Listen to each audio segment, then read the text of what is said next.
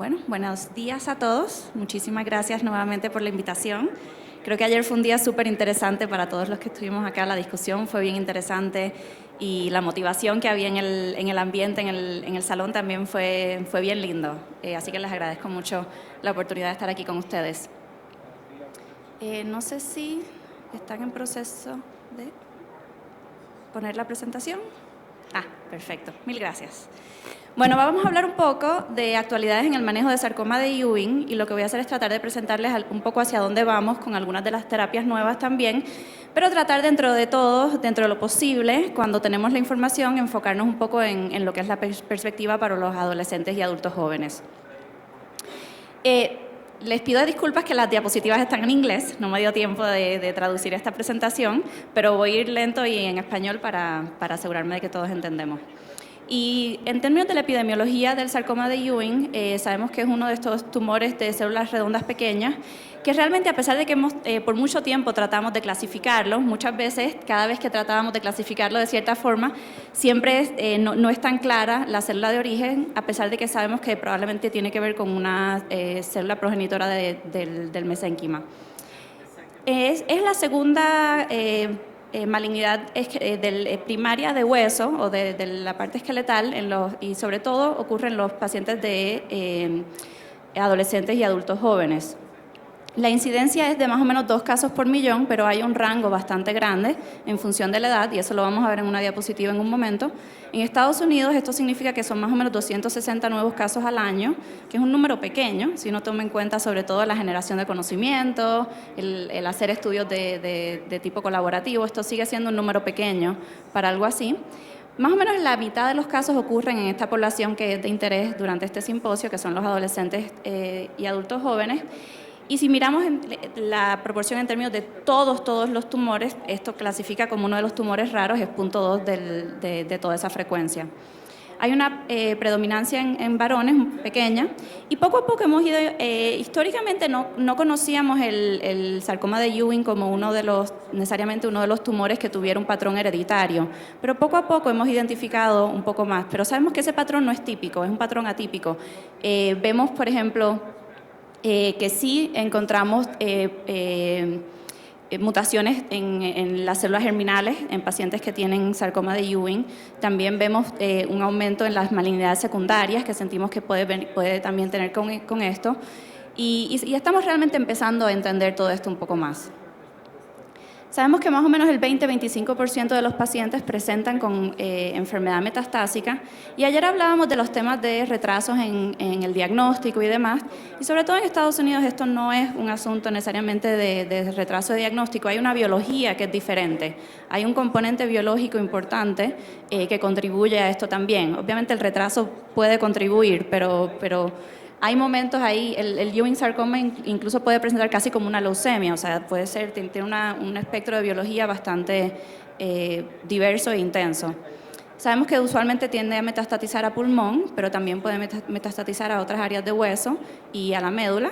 Y uno de los temas interesantes, ¿verdad?, es que y hemos ido aprendiendo cada vez más, es la fusión de un gen específico que con el tiempo nos ha ayudado a caracterizar no solamente a los sarcomas de Ewing, pero también estos que llamamos sarcoma Ewing-like, ¿verdad? Que tal vez antes pasábamos mucho trabajo clasificándolos, pero poco a poco hemos ido aprendiendo que en términos de prognosis y en términos de tratamiento pueden seguir la misma categoría. Yo creo que lo más importante, sobre todo desde la perspectiva del adolescente y adulto joven, es que es un tratamiento complejo, multimodal, intenso y realmente multidisciplinario. Y si recordamos ayer ¿verdad? Y hablando esta mañana, toda esa complejidad de lo que es el adolescente y adulto joven, la verdad es que es un tumor que es muy difícil de tratar por todas estas características. Y realmente, también ayer hablábamos, ¿verdad?, de cómo ha ido aumentando la sobrevida de los niños con cáncer y hablábamos de esta brecha en este grupo en particular. Y realmente el sarcoma de Ewing es un buen ejemplo de este proceso que ha estado ocurriendo en los adolescentes y adultos jóvenes, porque efectivamente hemos llegado a un nivel donde no necesariamente logramos aumentar la sobrevida con las estrategias que estábamos haciendo hasta ahora, y hemos realmente logrado aprovechar este nuevo espíritu de colaboración en el ambiente de los adolescentes y adultos jóvenes y este interés de realmente empezar a entender la biología de estos tumores cada vez más, y eso ha permitido empezar a generar conocimiento sobre esto, y eso ha también permitido generar y poder participar de la generación de nuevas drogas y cómo incorporarlas a los tratamientos. Pero en el sarcoma de Ewing no es solamente un asunto de mortalidad, también hay un componente, como hablábamos ayer, de morbilidad importante. Y sobre todo desde la perspectiva de fertilidad, porque una de las drogas importantísimas es ifosfamida y ciclofosfamida, y sabemos que las dosis cumulativas llevan a que un número considerable de pacientes tengan problemas, tanto los hombres como las mujeres, de fertilidad a largo plazo. Y sabemos que esto es algo que es muy duro para la población con la que estamos trabajando. Pero también hay efectos en términos de cardiotoxicidad y de segundas malignidades. Y aquí menciono el tema de las segundas malignidades porque, sobre todo, en países, y esto es algo que no lo hemos estudiado, pero yo creo que hay que tomarlo en cuenta, históricamente, la preferencia en el sarcoma de Ewing es tratar de hacer el control local con cirugía, ¿verdad? Y esto es lo que siempre que el sarcoma de Ewing es en extremidad y el tamaño es razonable, tratamos de hacer esto. Sin embargo, yo sé que en algunos países en desarrollo, no sé cuál es la situación en México, ante el problema de que no hay cirugías de salvamiento tan accesibles, muchas veces se intenta hacer radiación como la parte curativa para el control local, lo cual es efectiva, pero sabemos que no es tan efectiva como cirugía y radiación, que sería lo ideal. Y yo creo que esto contribuye a dos, contribuye a veces a la también brecha en términos de sobrevida, pero tenemos que tener en cuenta que también contribuye entonces a las segundas malignidades, porque estos son áreas del cuerpo que estamos irradiando a dosis bien altas. O sea que incluso cuando logramos una curación, podemos tener unos efectos importantes en esos tejidos. Y finalmente tenemos la complejidad, que es lo que estábamos hablando ayer, de que estos pacientes realmente están divididos casi 50-50 entre la población, ¿verdad? Y los oncólogos pediatras y los oncólogos de adultos. Y esto es un área donde posiblemente habría que eventualmente tratar de realmente tener una colaboración con los oncólogos de adultos. Ayer, esto solamente para los 2 o 3, la mayor parte de las caras creo que las reconozco de ayer. Ayer pasamos mucho tiempo hablando de esta brecha, este momento donde no hemos visto el mismo nivel de aumento en sobrevida en la población de adolescentes y adultos jóvenes que hemos visto en las otras dos poblaciones, los niños y los adultos. Y también vimos varias veces esta diapositiva, ¿verdad?, donde nos enfocábamos en lo que son los distintos tipos de tumores y su contribución o su presencia en esta población de adolescentes y adultos jóvenes, donde sabemos que vamos a tener muy poco de tumores embrionarios para este momento. Vamos a tener todavía algunos de los clásicos tumores de pediatría, como los linfomas y las leucemias, y vamos a tener que surgen estos otros tumores, como son tiroides, melanoma, los tumores de tejido conectivo, los tumores de células germinales, y empiezan a surgir los carcinomas que van a ser. Y la verdad, les muestro el triángulo, porque cuando uno ve lo que es, en la próxima diapositiva vamos a ver el triángulo clásico de la incidencia de estos tumores. Y aquí voy al tema de la distribución de estos tumores primarios de hueso, que realmente el osteosarcoma es el otro, ¿verdad?, al momento de interaccionar con los adultos también, pero el sarcoma de Ewing tenemos esta población muy grande de 0 a 15 años, pero tenemos una población muy grande de estos pacientes en los pacientes de 15 a 39 años. Y acá vemos, ¿verdad?, pueden ver ese triángulo que teníamos en la diapositiva anterior, que realmente 2 de los diagnósticos que contribuyen mucho a ese triángulo son precisamente el osteosarcoma y el sarcoma de Ewing. Pero sabemos que no solamente es la edad, sabemos que la edad contribuye mucho a lo que conocemos de la incidencia del cáncer específicamente en sarcoma de Ewing, pero sabemos que hay un componente también de género, que no necesariamente, y también hay un componente de raza y etnicidad que en Estados Unidos llevamos mucho tiempo tratando de entender, pero tampoco hemos podido entender, donde los hombres blancos los jóvenes blancos tienen una incidencia muchísimo más alta que los jóvenes varones negros, por ejemplo, y hay una discrepancia muy, muy grande en términos de la incidencia de cáncer. Y esto es a lo que iba antes a mencionar, ¿verdad? Que en el sarcoma de Ewing sabemos que hay una fusión de un gene muy específico que podemos usar a veces incluso cuando estamos teniendo dificultad en términos de la patología, ayudarnos a hacer esa clasificación final. Sin embargo, si tenemos todas las otras características de un sarcoma de Ewing y no tenemos el gen en fusión, no necesariamente excluimos sarcoma de Ewing porque sabemos que hemos seguido identificando otros tipos de componentes que pueden incorporarse. Pero realmente se ha ayudado mucho a entender y empezar a clasificar estos tumores. En términos de la sobrevida, hablábamos, ¿verdad?, de que hemos tenido no hemos logrado seguir aumentando la sobrevida considerablemente y vamos a entrar un poquito más en detalle a esto. Como prácticamente en todos los tumores, en el sarcoma de Ewing tenemos una diferencia en términos de la sobrevida, particularmente en función de la localización de la enfermedad y la localización de las metástasis. Sin embargo, la mayor parte de los estudios también encuentran una asociación con la edad, ¿verdad? Y ese es el tema un poco a tomar más en cuenta hoy. Muchas veces también tiene que ver con la localización, si es axial o es en las extremidades, y muchas veces también se ha discutido bastante el control local y cómo eso influye, ¿verdad? El preferir hacer radioterapia y cómo a veces los sesgos que podemos hacer en qué pacientes cogemos radioterapia versus cirugía pueden contribuir a lo que observamos en términos de la sobrevida. Pero sabemos que no importa cómo miremos esto, siempre vemos un componente de la edad que es importante en términos de la incidencia y también en términos de la sobrevida. Y este es un artículo que también nos dice, cuando miramos muchas veces los artículos de sarcoma de Ewing, encontramos clasificaciones muy concretas, 14 por encima o por debajo de los 14 años, por encima o por debajo de tal edad. Y una de las cosas que hemos encontrado es que realmente esto es un continuo. Lo que tiene que ver en términos, o sea, el impacto que tiene la edad en la sobrevida en los pacientes con sarcoma de Ewing es un continuo a través de la edad. Y esto es importante porque sabemos que también hay componentes que probablemente tienen que ver con que los pacientes estén o en protocolos pediátricos versus en protocolos de adultos o en centros pediátricos y protocolos de adultos, pero este es un caso donde realmente hay algo más allá. No lo podemos explicar solamente con estas cosas y todavía no entendemos completamente cómo la edad influye en esto. Uno de los temas importantes que hemos trabajado en las últimas décadas son temas de aumentar la intensidad, ¿verdad? Como oncólogos pediatras, si no tenemos buena sobrevida, la respuesta natural es aumentar la intensidad del tratamiento. En el sarcoma de Ewing esto terminó siendo un ejercicio bastante interesante. Inicialmente hicimos lo que hacemos siempre, ¿verdad? Y vimos lo que esperábamos, que al aumentar la intensidad del tratamiento mejorábamos la sobrevida. Sin embargo, llegamos a un punto donde nos dimos cuenta que seguir escalando la intensidad realmente ya no era factible. La cantidad de toxicidades y malignidades secundarias realmente empezaban a ser un problema considerable.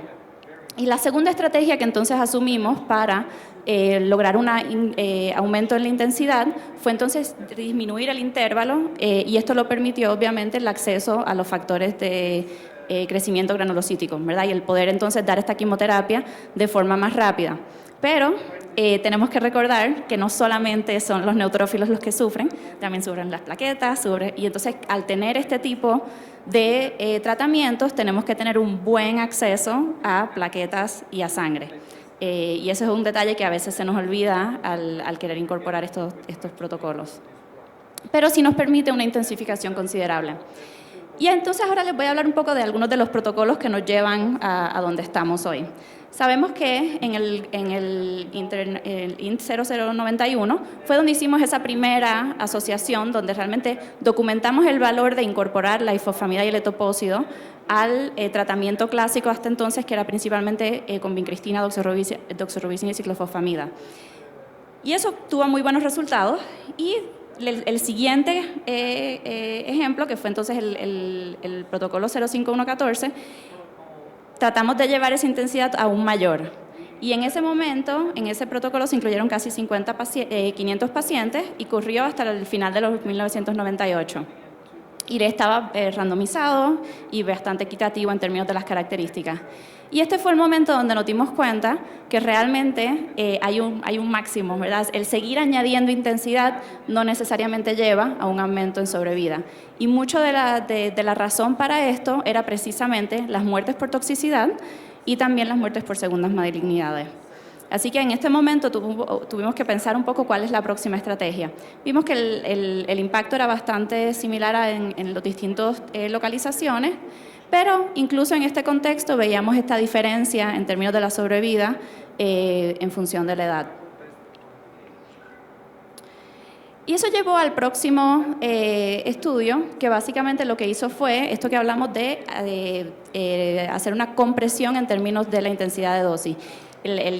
Una compresión en el intervalo. Y básicamente lo que se hacía es entonces darle la quimioterapia en vez de cada 3 semanas, en vez de ciclos de cada 3 semanas, en ciclos de cada 2 semanas.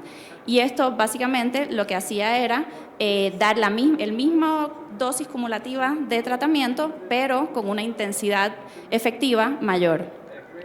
Y en este caso, lo que vimos fue, ¿verdad?, que principalmente la idea de esto también era documentar la factibilidad de hacer esto, y en este tiempo era que estaba empezando el acceso al factor de crecimiento de las células granulocíticas, y lo que vimos, ¿verdad?, es que el 75% de los pacientes no tuvieron eventos, las recaídas seguían siendo considerables y las segundas malignidades también, pero un poco más controladas que lo que había ocurrido cuando hicimos el aumento en la intensidad solamente desde la perspectiva de dosis. Y básicamente lo que vimos fue que efectivamente podemos entonces acortar, y esto es una estrategia que después se ha aplicado a otros tumores sólidos en intento de mejorar la sobrevida. Y cuando hacemos este esquema más intenso, logramos un aumento en la sobrevida. Sin embargo, sabemos que en los últimos años han empezado a surgir otras posibilidades también. Y son más de las que podemos cubrir hoy. Y de hecho, ese reloj no está corriendo, así que si me paso, me avisan, porque no lo puedo usar de referencia, me acabo de dar cuenta. Así que si estamos muy mal de tiempo, me avisan, porque no vamos a poder cubrir todo esto por razones de tiempo. Nos pasamos todo el día aquí. Nos vamos a enfocar en algunos de los que yo creo que son o clínicamente más útiles para ustedes o también más interesantes en términos de los próximos protocolos que están saliendo. Los inhibidores de la topoisomerasa 1 los llevamos estudiando hace tiempo. Tenemos protocolos que empezaron con publicaciones desde tan temprano como el 2001, donde vemos, sobre todo en pacientes en recaída, un beneficio al utilizar este tipo de drogas en distintas combinaciones. Y básicamente, o sea, y tenemos suficiente experiencia, eso generó suficiente experiencia para realmente pensar en hacer un estudio que incluyera esto como de nuevo una forma de tratar de balancear la cantidad de ifosfamida y etopósido que está recibiendo el paciente. Y básicamente esa es un poco la perspectiva. Ya que sabemos que necesitamos estas drogas, sabemos que necesitamos la intensidad, hay otras drogas que pudiéramos traer a ese mismo esquema de tal forma que podamos por lo menos reducir la intensidad de algunas de las drogas que sabemos que generan más problemas a largo plazo. Y esto empezó como un estudio que fue el estudio 07P1 del COG, y empezó como un estudio principalmente de factibilidad, viendo si esto era posible, si las toxicidades eran considerablemente distintas o no. Y eso después se expandió a lo que fue el protocolo 1031, y básicamente lo que hacía era randomizar a los pacientes entre el régimen A y B, que lo que hacía era el esquema clásico de vincristina, doxorubicina y ciclofosfamida, alternando con ifosfamida y etopósido, o estos ciclos que se los voy a enseñar en el próximo más a detalle, que entonces enseñan son vincristina, topotecan, ciclofosfamida, vincristina, doxorubicina, ciclofosfamida, fosfamida y etopósido. Y entonces la idea es, al incorporar un medicamento nuevo a esto que ya sabemos que es bastante intenso y bastante tóxico, ¿será que podemos aumentar la sobrevida aún más? Este protocolo estuvo abierto desde el 2010 al 2016, 6 años para lograr 625 pacientes, ¿verdad? Que es muchísimo tiempo en términos y un poco recalca la importancia de hacer estudios a nivel colaborativo, y probablemente tenemos que empezar a interaccionar más con los adultos, porque un poco tuvimos más o menos el mismo error que en algunos estudios anteriores. Solamente el 17% de los pacientes en este protocolo tienen más de 18 años. Y entonces ayer surgió la pregunta, por ejemplo, ¿esto que estamos aprendiendo aplica a todos los adolescentes y adultos jóvenes? Y la realidad, les puedo decir desde ahora, es que probablemente no, porque los números específicamente para la población que estamos hablando en este momento no necesariamente están bien representados en este estudio tampoco. Y acá les doy un poquito más en detalle para que vean que entre los pacientes mayores de 18 años, que solamente eran 109, sobre todo en el momento de empezar a estratificarlos por localización, principalmente por localización, los números se vuelven bien pequeños. Así que a pesar del interés que podríamos tener en saber cómo esto aplica a toda la población que tiene sarcoma de Ewing, sabemos que realmente los resultados son principalmente para sarcoma Ewing en la población principalmente pediátrica, no necesariamente en todos los adolescentes y adultos jóvenes. Otro de las líneas de tratamiento que hemos trabajado bastante en los últimos años es gemcitabina con docetaxel, que principalmente se ha usado en situaciones en recaídas, y me imagino que algunos de ustedes lo han usado también. Y lo que hice fue ponerles en rojo, estos son estudios que no son específicamente para sarcoma de Ewing. Muchas veces en estos nuevos intentos de evaluar tenemos todos los tumores sólidos que sabemos que por información preclínica podrían tener algún beneficio. Pero lo que hice fue marcarles en rojo los que tienen los pacientes con sarcoma de Ewing. El primer protocolo se cerró temprano por razones de toxicidad, pero hay dos pacientes de los 14 con sarcoma de Ewing que tuvieron respuesta. En el segundo protocolo eran 4 de los 6 pacientes y en el último 2 de los 2 pacientes. O sea que no son volúmenes muy grandes, pero es la información que tenemos sobre el uso de esto y sobre todo cuando hemos dado una terapia de entrada que ha sido lo mejor que tenemos accesible, pues tenemos que pensar en estas segundas líneas de tratamiento como la información que tenemos disponible. Y ahora vamos a hablar un poquito más sobre algunos y recordando un poco estas líneas de tiempo que hablábamos ayer de lo que ha sido el generar conocimiento para la población de adolescentes y adultos jóvenes. Y una de las cosas, ¿verdad?, que surgió mucho y surge mucho en las conversaciones, si en el sarcoma de Ewing tenemos una mutación muy específica que podemos identificar, que nos ha ayudado a clasificar a estos pacientes, que nos ha contribuido tanto que hemos podido medirla, hemos tratado de medirla y ver cómo la disminución puede contribuir al pronóstico y ese tipo de cosas. ¿Por qué no tenemos una situación como fue el Gleevec y otras situaciones donde si sabemos exactamente lo que queremos abordar, por qué no tenemos una droga que específicamente funcione para el sarcoma de Ewing, ¿verdad? Y esto surgía mucho, ¿verdad?, en estas conversaciones, sobre todo en la medida en que surgieron drogas como Gleevec.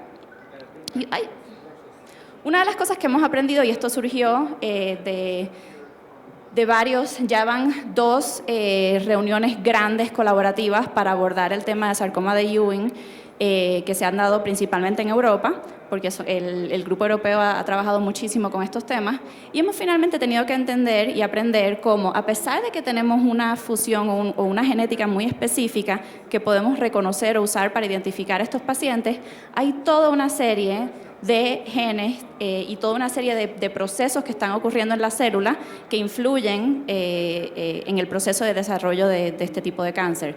Y una de las áreas, ¿verdad?, tenemos tanto lo que está internamente en el genoma, el transcriptoma, la epigenética, que ahora está también teniendo mucha más visibilidad y mucha más documentación ahora en términos de cómo a veces el tener una misma mutación puede manifestarse de forma tan diferente en función del contexto más general en el cual está el paciente.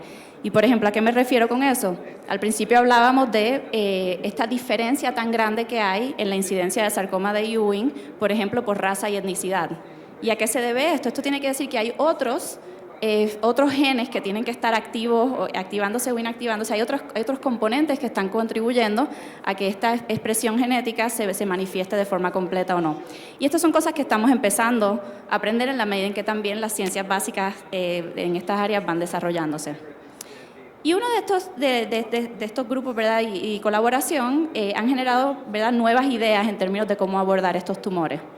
Y aquí es donde surge esta lista tan grande y si se mantienen al tanto así cuando van a ASCO y demás, surgen una cantidad de medicamentos nuevos y ya uno parece que no te da tiempo ni de aprenderte el nombre y ya vino y fue y pasó, ¿no? Ya estamos entre todas las cosas que terminan en y UMIMAP y las cosas que terminan en RIP y demás, ¿verdad? Tenemos todas estas categorías pero realmente esto ha sido muy importante para generar conocimiento.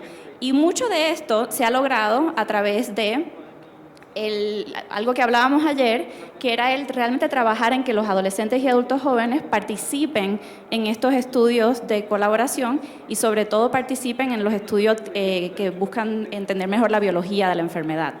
Y antes esto es algo que no teníamos tan accesible y ahora poco a poco tenemos más información de este tipo.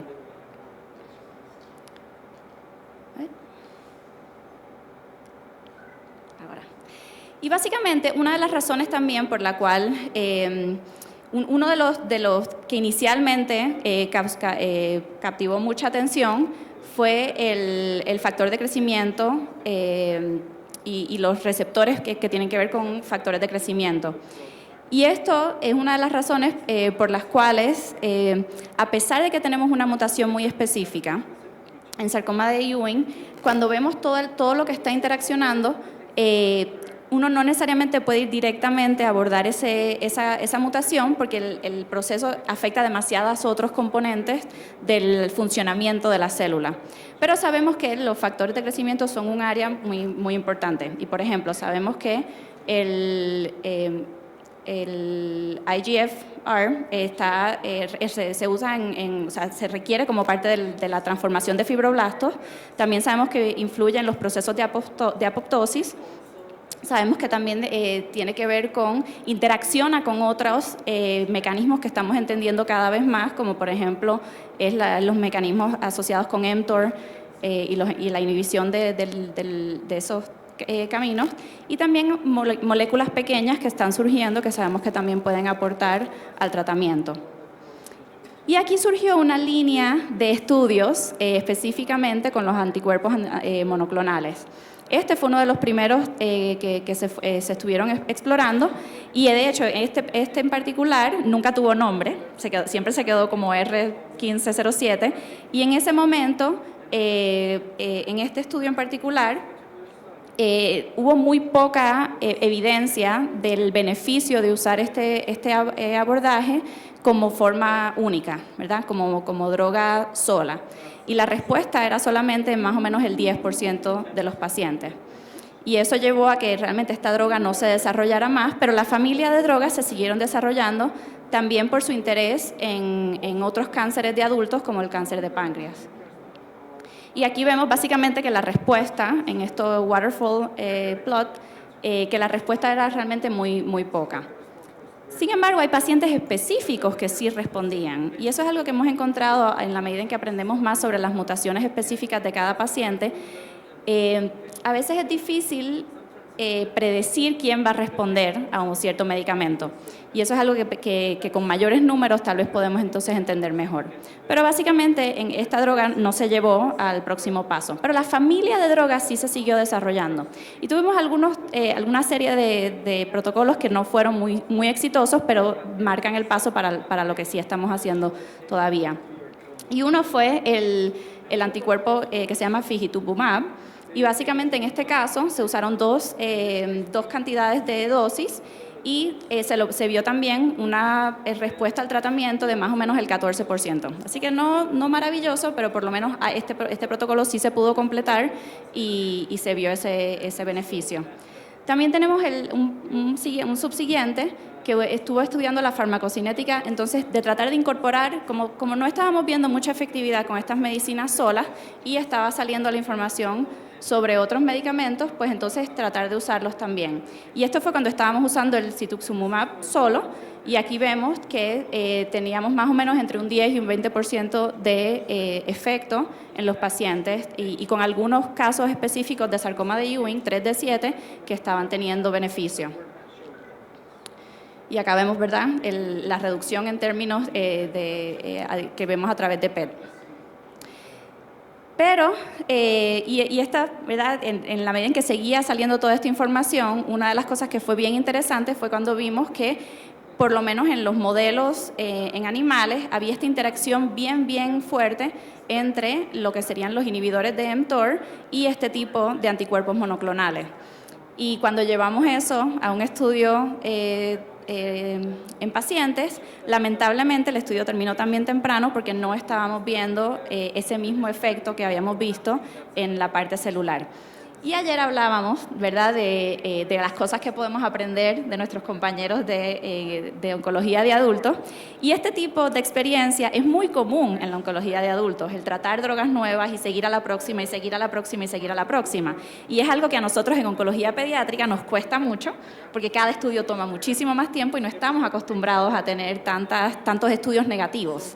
Sin embargo, en este nuevo proceso de entender tanto más la biología y tener posibilidad de desarrollar nuevas medicinas, tenemos que acostumbrarnos más y más a esto, y es una de las áreas donde podemos trabajar con los adultos para manejar toda esta información. Y en eso, de toda esta familia de medicamentos, el que realmente se ha llevado al próximo paso es el Ganitumumab. Y esta droga en específico se desarrolló principalmente para cáncer de páncreas. Y de hecho, en los estudios de fase 1, fase 2, estaba teniendo bastante respuesta en sarcoma de Ewing, y estábamos realmente muy alentados en términos de las posibilidades de que esto realmente pudiera influir en la sobrevida de los niños y los adolescentes con cáncer. Sin embargo, tuvimos un momento donde la farmacéutica iba a pensar eliminar esta droga porque no tiene un mercado, y como hablábamos al principio, el sarcoma de Ewing es un tumor bastante raro, y las compañías que generan drogas también necesitan tener un mercado para las drogas que generan. Sin embargo, se logró que esta medicina siguiera adelante en un estudio de fase 3 específicamente para sarcoma de Ewing. Y es el protocolo que todavía está abierto, pero básicamente lo que hace es integrar lo que ya conocemos, ¿verdad?, los ciclos de vincristina, doxorubicina y ciclofosfamida con ifosfamida y etopósido, incorporando también este anticuerpo monoclonal. Y este estudio todavía está en proceso, pero es uno de esos ejemplos donde se logró con mucha abogacía que se designara esta droga como lo que se llama un orphan drug, y eso le permite accesar también grants diferentes para que se mantenga y se continúe el desarrollo de esta droga a pesar de no tener un mercado grande. Y si ustedes que conocen tanto las paraginasas, probablemente, ¿verdad?, este tipo de cosas a veces es necesario porque son drogas que a fin de cuentas son muy específicas o encuentran un rol muy específico en oncología pediátrica. Y algo importante a saber es que esta droga actualmente finalmente logró la designación como droga huérfana. Sin embargo, todavía no está aprobada por el FDA y probablemente no va a ser aprobada por el FDA para este propósito hasta que los resultados de este protocolo estén disponibles. Sin embargo, el protocolo va muy bien. El protocolo ya está más o menos a 50% de lo que se espera recolectar. Y lamentablemente quería, en verdad, darles información de cuántos adolescentes y adultos jóvenes estaban siendo incorporados en este protocolo, pero todavía los reportes preliminares del COG no tienen este tipo de información. Así que vamos a tener que esperar un poquito más. La otra clase de drogas que realmente ha sido muy interesante y tiene mucho potencial en sarcoma de Ewing son los PARP inhibitors. Estos son moléculas pequeñas, caen en la categoría, ¿verdad?, de las moléculas pequeñas que hemos identificado y que funciona mucho en los mecanismos o interfiere, ¿verdad?, si lo inhibes, interfiere con los mecanismos de reparación de DNA. Y también tiene que ver con puede inhibir el proceso de estimular el crecimiento de forma independiente. Y básicamente tenemos evidencia, también esta droga principalmente inicialmente se generó por los tumores de adultos, de su funcionamiento en cáncer de mama y otros cánceres. Pero ahora, ¿verdad?, que las metodologías para identificar estas a través de Genome-Wide Association Studies y también la parte farmacológica, hemos tenido la oportunidad de tener paneles mucho más grandes y estudiar desde la forma preclínica mucho más esta interacción y este potencial que tienen algunas de estas nuevas drogas.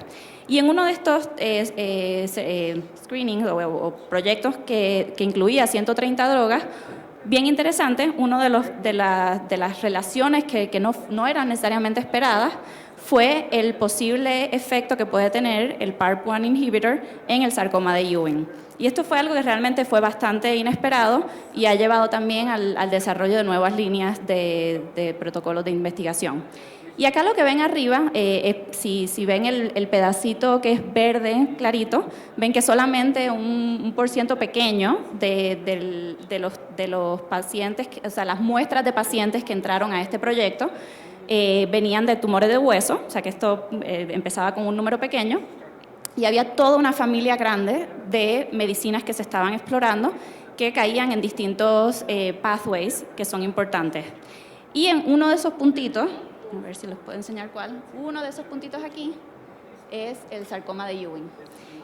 Y esta relación entre el PARP1 inhibitor y las células de sarcoma de Ewing. Esto no es en pacientes, esto es verdad en el laboratorio. Y esto ha llevado, y en ese mismo estudio también, entonces, en un estudio subsiguiente, entonces se miró más en modelos de células de línea celular, se exploró más en xenografts, no sé cómo se dice xenografts en español. Bueno, pero me entienden. Y básicamente una de las cosas que se vio es que de por sí en los PARP inhibitors, que es lo que ven acá a la derecha, tienen un impacto en términos de, acá, de reducción en términos del volumen tumoral, pero lo que también fue muy interesante fue que al incorporarlos con temozolomida, el impacto era considerablemente mayor. Y de hecho, en este estudio en particular, resultó en respuesta completa de los tumores, pero sabemos que la situación real no es tan maravillosa. Cuando se replicaron estos estudios, se vio que hay un impacto, pero el impacto no es tan grande como en el estudio original. Y eso ha llevado a varias líneas de investigación. Una de ellas que surge de estas alianzas que hay ahora a nivel internacional para temas específicos y donde también los grupos de adolescentes y adultos jóvenes han participado mucho. Y uno es este que mira entonces niraparib con temozolomida o irinotecan.